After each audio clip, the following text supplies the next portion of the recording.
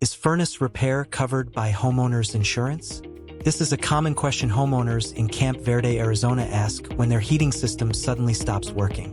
Homeowners insurance may cover furnace repair or replacement if the damage is caused by a covered peril, such as fire or lightning. However, most furnace problems are not caused by sudden disasters.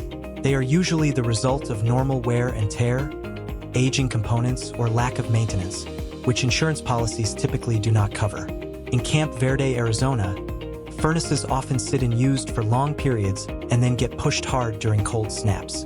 That sudden demand can expose worn parts and lead to breakdowns that insurance companies consider normal system failure rather than covered damage.